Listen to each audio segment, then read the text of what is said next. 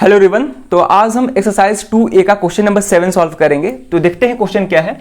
तो क्वेश्चन में हमको एक क्वाड्रेटिक पॉलिनोमियल दिया गया है 2x square minus 11x plus 15। तो पहले इसका हम जीरोस फाइंड करेंगे, उसके बाद इसके जीरोस और कोफिशिएंट के बीच के रिलेशनशिप्स को भी वेरीफाई करेंगे। ठीक है ना। क्वेश्चन नंबर 1 से लेकर क्वेश्चन नंबर 12 तक सिमिलर क्वेश्चन है, सब में यही करना है। क्वाड्रेटिक पॉलिनोमियल दिया रहेगा, उसके जीरोस फाइंड करने होंगे, उसके बाद उसके जीरोस और कोफिशिएंट के बीच के रिलेशनशिप्स को भी वेरीफाई करना होगा। ठीक है, तो देखते हैं इसका सॉल्यूशन। ठीक है, तो पहले जो भी पॉलिनोमियल दिया गया है उसको हम कुछ एज्यूम कर लेते हैं, कुछ मान लेते हैं, fx, px, gx जैसे कुछ भी मान सकते हैं। तो यहाँ पे लिखेंगे लेट, इसको हम fx मान रहे हैं, fx is equal to 2x square minus 11x plus 15। ठीक है, तो पहले हम इसका स्प्लिटिंग द मिडिल टर्म का यूज करके जीरोस फाइंड करेंगे, उसके बाद क्वाड्रेटिक फॉर्मूला का भी यूज करके जीरोस फाइंड करेंगे। ठीक है, अब हम बताए थे कि किसी भी पॉलिनोमियल के जीरोस फाइंड करने से पहले हम ये चेक करते हैं कि जो भी पॉलिनोमियल दिया गया है वो पॉलिनोमियल स्टैंडर्ड फॉर्म में है कि नहीं है। ठीक है, तो क्वाड्रेटिक पॉलिनोमियल का जो भी स्टैंडर्ड फॉर्म होता है उसमें एक्स स्क्वायर वाला टर्म पहले होता है, फिर एक्स वाला टर्म होता है, फिर कांस्टेंट टर्म होता है। तो ऑलरेडी पहले से ये स्टैंडर्ड फॉर्म में है। अब हम डायरेक्ट इसका जीरोस फाइंड कर सकते हैं। ठीक है ना। तो स्प्लिटिंग द मिडिल टर्म में क्या करते हैं कि बीच वाले टर्म को ऐसे दो पार्ट में ब्रेक करना होता है कि दोनों पार्ट को ऐड करने पे मिडिल टर्म के इक्वल है और दोनों पार्ट को मल्टीप्लाई करने पे फर्स्ट टर्म और लास्ट टर्म के मल्टीप्लिकेशन के इक्वल है। ठीक है ना। तो अब जो भी दो नंबर हम एज्यूम करेंगे उसको हम P और Q मान लेते हैं। ठीक है, मान लेते हैं कि एक नंबर P है, एक नंबर Q है। तो इन दोनों को ऐड करने पे मिडिल टर्म के कोफिशिएंट के इक्वल आना चाहिए जो कि -11 है, और इन दोनों को मल्टीप्लाई करने पे फर्स्ट टर्म के कोफिशिएंट और लास्ट टर्म के मल्टीप्लिकेशन के इक्वल आना चाहिए। यहाँ पे फर्स्ट टर्म का कोफिशिएंट 2 है और लास्ट टर्म 15 है, तो 2 इंटू 15 कितना हो जाएगा? 30 हो जाएगा। ठीक है ना। तो वो दो नंबर कौन होगा जिनको मल्टीप्लाई करने पे 30 आए और ऐड करने पे -11 आए? ठीक है ना। अब ध्यान से समझेंगे, यहाँ पे ऐड करने पे -11 आना चाहिए और मल्टीप्लाई करने पे +30 आना चाहिए। ठीक है, तो अब हम खुद से सोचेंगे कि जो भी दो नंबर होगा, दोनों नंबर का साइन क्या होगा, यानी कि दोनों नंबर पॉजिटिव होगा या फिर दोनों नंबर निगेटिव होगा या फिर एक नंबर पॉजिटिव एक नंबर निगेटिव होगा, क्या होगा? ठीक है ना। तो अब ध्यान से देखेंगे, दोनों नंबर पॉजिटिव तो हो नहीं सकता है। क्यों? क्योंकि अगर दोनों नंबर पॉजिटिव होगा तो उसका एडिशन, उसका समेशन कभी भी निगेटिव हो नहीं सकता है, तो दोनों नंबर पॉजिटिव हो नहीं सकता है। ठीक है, अब एक नंबर पॉजिटिव और एक नंबर अगर निगेटिव लेते हैं तो उस केस में ऐड करने पे रिजल्ट माइनस में आ सकता है, लेकिन उन दोनों को मल्टीप्लाई करने पे कभी भी रिजल्ट प्लस में नहीं आ सकता है। ठीक है, प्लस में नहीं आ सकता है। कब? जब हम एक को पॉजिटिव एज्यूम करें और एक को जब निगेटिव एज्यूम करेंगे तो कभी भी मल्टीप्लाई करेंगे तो हमेशा रिजल्ट माइनस ही आएगा। ठीक है, तो दोनों नंबर को पॉजिटिव और एक नंबर को पॉजिटिव और एक नंबर को नेगेटिव नहीं ले सकते हैं। ठीक है ना। अब तीसरा लास्ट ऑप्शन बचा जो कि है कि दोनों नंबर को अगर हम निगेटिव ले लें। ठीक है, तो अगर हम दोनों नंबर को निगेटिव लेते हैं तो ऐड करने पे निगेटिव आ सकता है रिजल्ट, उसमें कोई दिक्कत नहीं है, और मल्टीप्लाई करने पे भी जो रिजल्ट आएगा वो पॉजिटिव आएगा, क्योंकि माइनस इंटू माइनस क्या होता है? प्लस होता है। तो जो भी हम दो नंबर एज्यूम करेंगे वो दोनों नंबर क्या होना चाहिए? निगेटिव होना चाहिए। इतना क्लियर है? ठीक है, अब क्वेश्चन ये है कि वो दो नंबर कौन होगा जिनको मल्टीप्लाई करने पे 30 आएगा। ठीक है, तो वैसे तो बहुत सारे पेयर बनेंगे, लेकिन अगर हम ध्यान से देखें तो अगर हम 6 और 5 को सिलेक्ट करते हैं, ठीक है, -6 और -5 को सिलेक्ट करते हैं, तो इन दोनों को जब ऐड करेंगे तो -11 आएगा, और इन दोनों को जब मल्टीप्लाई करेंगे तो क्या आएगा? +30 आएगा। ठीक है, तो वो दो नंबर क्या होगा? -6 और -5 होगा। क्लियर है।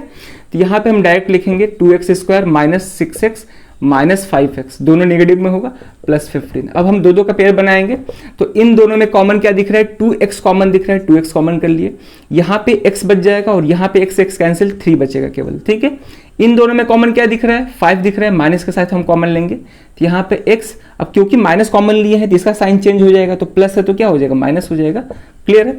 अब यहाँ पे देखें x -3 यहाँ भी कॉमन है, यहाँ भी कॉमन है, तो x -3 कॉमन कर लेते हैं, तो यहाँ से x -3 कॉमन हो गया, यहाँ पे बचेगा 2x और यहाँ पे -5। ठीक है, अब हम इसका जीरोस फाइंड करेंगे। ये तो हम फैक्टराइज किए हैं, तो जीरोस फाइंड करने के लिए हम fx को जीरो से इक्वेट करेंगे।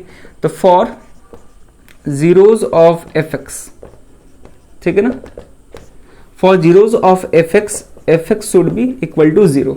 तो हम इसको 0 के इक्वल करेंगे, तो यानी कि x -3 और 2x -5 इज इक्वल टू 0। ठीक है ना। अब ध्यान से देखेंगे, अगर यहाँ पे fx है तो fx 0 के इक्वल करेंगे, अगर यहाँ पे px होता है तो px को इक्वल 0 करते हैं, अगर gx होता है तो gx को इक्वल 0 करते हैं, यानी कि जो भी पोलिनोमियल उसको 0 के इक्वल करते हैं, ठीक है ना। चलिए अब ध्यान से देखेंगे यहाँ पे, तो इसी को हम x माइनस 3 2x माइनस 5 को 0 के इक्वल कर दिए, तो एक बार ये 0 के इक्वल होगा, एक बार ये 0 के इक्वल होगा, यानी कि x माइनस 3 0 के इक्वल होगा और 2x माइनस 5 0 के इक्वल होगा, ठीक है ना। अब ध्यान से देखेंगे हुआ क्या है कि एक वीडियो में हम यहाँ पे px लिखे थे और यहाँ पे हम fx इक्वल टू 0 कर दिए थे, ठीक है। ऐसे कोई ज़्यादा बड़ा गलती नहीं है, लेकिन आप अगर यहाँ पे px लिखे हैं तो px को इक्वल टू 0 दिखाएंगे, ठीक है ना। तो हम गलती से यहाँ पे लिखे थे px और यहाँ पे हम fx कर दिए थे, तो उतना तो माइनर मिस्टेक है, खुद भी समझ सकते हैं, ठीक है। तो यहाँ पे हम क्या करेंगे कि एक बार इसको इक्वल टू 0 करेंगे, एक बार इस टर्म को इक्वल टू 0 करेंगे, ठीक है ना। तो यहाँ से,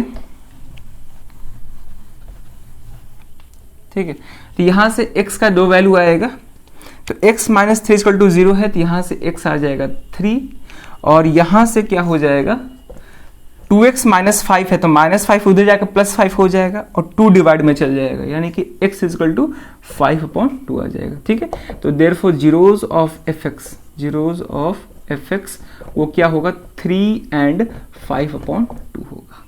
क्लियर है। तो ये तो हम स्प्लिटिंग द मिडिल टर्म का यूज करके जीरोस फाइंड किए हैं, ठीक है। अब क्वाड्रेटिक फॉर्मूला का भी यूज करके हम इसका जीरोस फाइंड कर सकते हैं। तो क्वाड्रेटिक फॉर्मूला को यूज करने से पहले हम गिवन पोलिनोमियल को स्टैंडर्ड फॉर्म से कंपेयर करते हैं, जो कि होता है ax square plus bx plus c, ठीक है। कंपेयर करने के बाद हम a b और c का वैल्यू निकालेंगे। तो यहाँ पे a क्या हो जाएगा, a क्या है एक्स स्क्वायर का कोफिशिएंट है, ध्यान से देखेंगे a क्या है एक्स स्क्वायर का कोफिशिएंट है और यहाँ पे क्या है 2 है, तो a2 हो गया। b क्या हो जाएगा -11, c क्या हो जाएगा +50, मतलब प्लस नहीं भी लिखेंगे तो काम चल जाएगा, ठीक है। अब क्वाड्रेटिक फॉर्मूला क्या होता है, ठीक है ना, क्वाड्रेटिक फॉर्मूला, ठीक है, वो क्या होता है क्वाड्रेटिक फॉर्मूला, वो होता है x is equal to -p plus minus square root of b square minus 4ac divided by 2a, ठीक है। अब हम सिंपली क्या करेंगे a b और c का वैल्यू यहाँ पे सब्स्टिट्यूट करेंगे और सॉल्व कर देंगे। तो यहाँ से हो जाएगा x equal to minus b क्या है -11 है तो -11 plus minus square root of b square यानी कि -11 का स्क्वायर जो कि क्या होता है 121 होता है, -4ac, a क्या है 2 और c है 50, ठीक है, डिवाइड बाई 2a यानी कि 2 × 2 4 हो जाएगा। क्लियर है। तो इतना पहले पॉज करके नोट करें, उसके बाद आगे सॉल्व कर रहे हैं।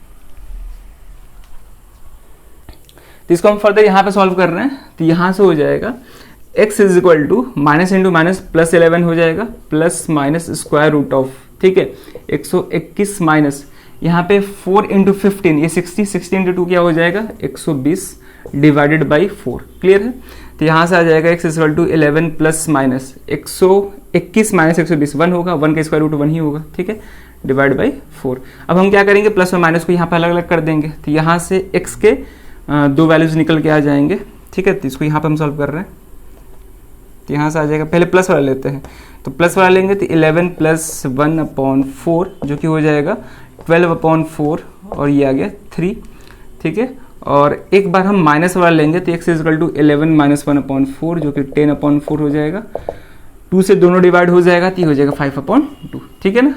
तो स्प्लिटिंग द मिडिल टर्म का भी यूज करके 3 आ रहा था और यहाँ भी 3 आ रहा है, 5/2 आ रहा है, ठीक है ना।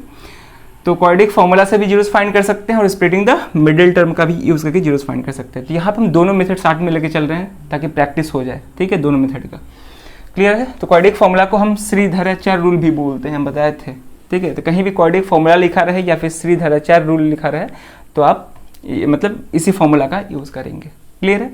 अब ध्यान से एक बात समझेंगे, अगर एग्जामिनेशन में ये मेंशन्ड नहीं है कि जीरोस किस मेथड से फाइंड करना है तो दोनों में से किसी मेथड से फाइंड कर सकते हैं। लेकिन अगर मेंशन कर दिया कि आपको स्प्लिटिंग द मिडिल टर्म का यूज करके फाइंड करना है या फिर क्वाड्रेटिक फॉर्मूला का यूज करके फाइंड करना है तो उसी मेथड से आपको फाइंड करना होगा, ठीक है। तो चलिए फिर अब रिलेशनशिप्स को वेरीफाई करना है तो आप खुद भी कर सकते हैं, क्योंकि हम लगातार 6 क्वेश्चन से हम सारा पार्ट करते आ रहे हैं, यानी कि हम जीरोस भी फाइंड कर रहे हैं, रिलेशनशिप्स को भी वेरीफाई कर रहे हैं। तो अब तो रिलेशनशिप्स वेरीफाई करना आ गया होगा, काफ़ी आसान है। इसमें 2 रिलेशनशिप्स होगा, पहला होगा सम ऑफ जीरोस का, ठीक है, सम ऑफ जीरोस का, और दूसरा जो रिलेशनशिप होता है वो प्रोडक्ट ऑफ जीरोस का होता है। काफ़ी आसान है, इसलिए हम इसको बोल रहे हैं आप लोगों को करने के लिए, प्रोडक्ट ऑफ जीरोस। तो सम ऑफ जीरोज में हम क्या करेंगे कि दोनों जीरोज को यानी कि 3 और 5/2 को ऐड करेंगे, ठीक है। तो जो भी वैल्यू होगा वो minus coefficient of x divide by coefficient of x square के इक्वल आएगा, ठीक है ना। हम बताए हुए आप जाके देख सकते हैं वहां पे, अगर जो नहीं देखा है उसका हम बात कर रहे हैं। तो सम ऑफ जीरोज और प्रोडक्ट ऑफ जीरोज, तो सम ऑफ जीरोज में ऐड करेंगे, प्रोडक्ट ऑफ जीरोज में मल्टीप्लाई करेंगे। तो प्रोडक्ट ऑफ जीरोज हमेशा किसके इक्वल आता है, उसका value constant term divide by coefficient of x square के इक्वल आता है, यानी कि c/a के इक्वल आता है। तो ये जो है वेरिफिकेशन आप लोग खुद से कर देंगे, ठीक है ना, होमवर्क ही है। चलिए फिर, तो क्वेश्चंस को, इस तरह के क्वेश्चंस को प्रैक्टिस करते रहिए। क्लियर है? अगर कहीं भी कोई दिक्कत है जरूर आप उसको कमेंट करें। तो इस वीडियो में ये क्वेश्चन रखते हैं, अब मिलते हैं नेक्स्ट वीडियो में नए क्वेश्चन के साथ। Thank you.